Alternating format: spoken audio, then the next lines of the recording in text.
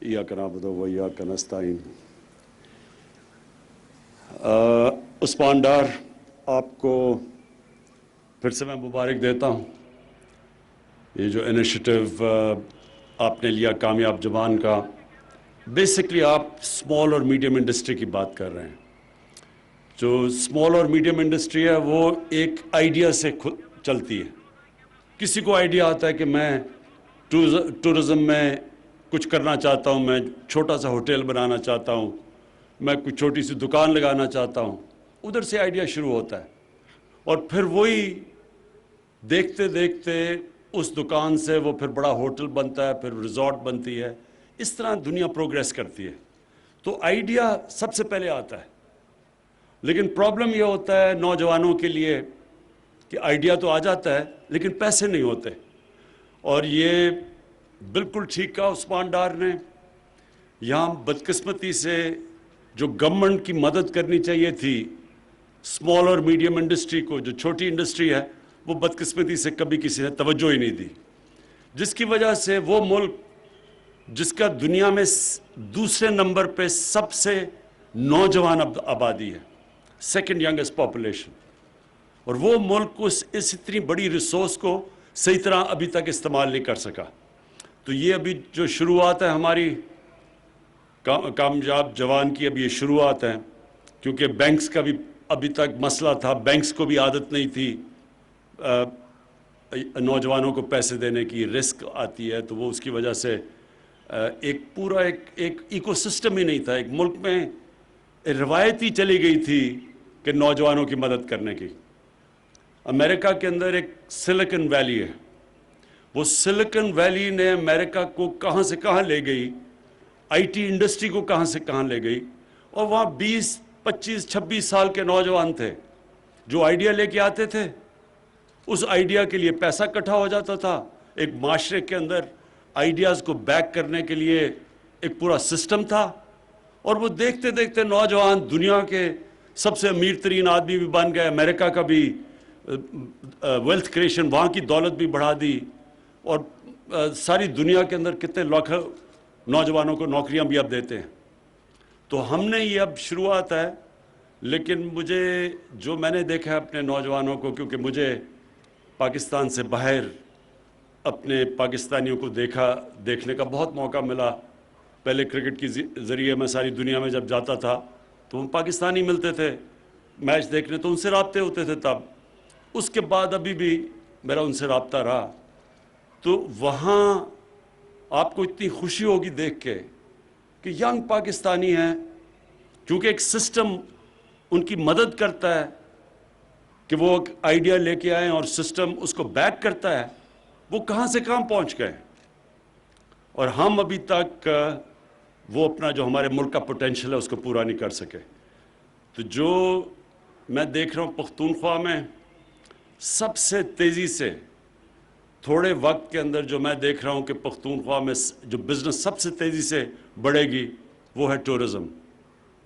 यहाँ इलाके जो पख्तूनख्वा में हैं वो नॉर्दर्न एरियाज़ और पख्तूनख्वा में सबसे वो उस तरह के इलाके हैं जिधर से गर्मियों के अंदर वैसे लोग आते हैं सारे पाकिस्तान में गर्मियों से बचने के लिए, और सर्दियों में अभी शुरू नहीं हुई पाकिस्तान में, लेकिन मेरी ये पेशन गोई है कि चंद सालों में ये बहुत बड़ी चीज़ बन जाएगी। वो है स्कीइंग। जो स्विट्ज़रलैंड के अंदर स्कीइंग की वजह से स्विट्ज़रलैंड में हर साल तकरीबन 80 अरब डॉलर की आमदनी होती है, और स्विट्ज़रलैंड पाकिस्तान के जो पहाड़ी इलाके देख लें तो उससे आधा भी नहीं है। तो हमारा ये बहुत बड़ी एक रिसोर्स है जिसका इंशाअल्लाह हम ये जिस तरह अपने नौजवानों को भी बैक करेंगे अपनी टूरिज़म इंडस्ट्री बढ़ाने के लिए, और वो बड़ी तेज़ी से बढ़ रही है। तो एक तो वो है, दूसरी आईटी है। अब आईटी एक ऐसी चीज़ है कि जो सबसे तेज़ी से दुनिया में बढ़ रही है, और उसके अंदर हमने अब पूरी मदद करनी है अपने यूथ की, उनको बैक करना है। वो सब आइडियाज़ की गेम होती है, और जब भी एक इंसान में एक आइडिया आता है तो हुकूमत का काम है कि हम ऐसी सिस्टम क्रिएट करें। बैंक आए, वो बुलाए उन लोगों को, سنیں اس کے آئیڈیا کو اور پھر ان کو بیک کریں، اور اسی طرح دنیا آگے بڑھتی ہے۔ اس میں میں آج بینک آف خیبر کو خاص تعریف کرتا ہوں، کیونکہ انہوں نے اس میں پوری طرح شرکت کر رہے ہیں، اور ادھر پنجاب میں بینک آف پنجاب بھی بڑی زبردست طریقے سے اس میں بھی مدد کر رہا ہے اسمال اور میڈیم انڈسٹری کی۔ اور اس کے علاوہ جو ہم افورڈیبل ہاؤسنگ بنا رہے ہیں، یعنی سستی، جو وہ لوگ جو تنخواہ دار طبقہ تو جو گھر نہیں خرید سکتا، اس کے لیے سستے قرضے کا بندوبست کر رہے ہیں لو کاسٹ ہاؤسنگ میں، تو اس میں بینک آف پنجاب اس وقت بڑا آگے ہے۔ تو بینکس کا بہت بڑا رول ہے اس کی کامیابی میں، اس پروجیکٹ کی کامیابی میں، اور میں یہ امید رکھتا ہوں کہ باقی بھی بینکس اس کے اندر پوری طرح شرکت کریں گے جیسے جیسے پروگرام ایکسپینڈ کرتا جائے گا۔